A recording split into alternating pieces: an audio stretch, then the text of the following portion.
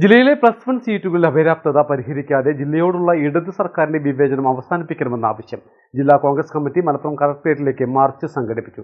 പ്രതിപക്ഷ നേതാവ് VD. സതീശനാണ് March ഉദ്ഘാടനം ചെയ്തത്.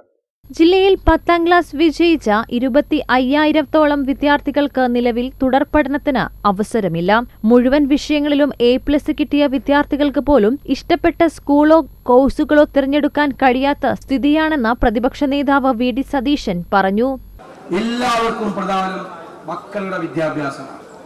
നമ്മുടെ രാജ്യത്ത് വിദ്യാഭ്യാസം അവകാശമാണ്. ഇത്രയും കുട്ടികൾ SSLC പരീക്ഷ പാസ്സായി വന്നിട്ട് മലപ്പുറം ഉൾപ്പെടെയുള്ള മലബാറിലെ 6 ജില്ലകളിൽ 1,00,000-ഓളം കുട്ടികൾ പുറത്തു പോകുന്ന സ്ഥിതിയാണ് ഇന്ന് ഈ സംസ്ഥാനത്ത്.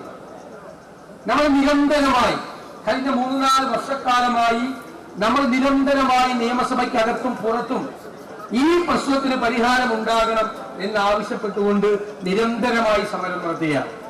ഓരോ ക്ലാസ്സിലും 70 കുട്ടികളെ കുത്തിനിറയ്ക്കുമ്പോൾ ഗുണനിലവാരത്തെ കാര്യമായി ബാധിക്കുന്നു. പ്രശ്നം ശാശ്വതമായി പരിഹരിക്കുന്നതിന് പകരം കണക്കുകൾ കൊണ്ട് കസർത്തു നടത്താനാണ് വിദ്യാഭ്യാസ മന്ത്രി ശ്രമിക്കുന്നത്.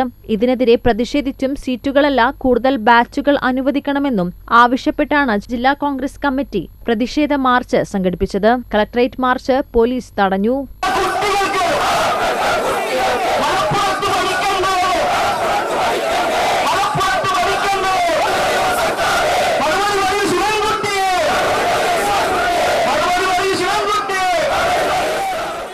DCC president advocate VS Joy അധ്യക്ഷനായിരുന്നു.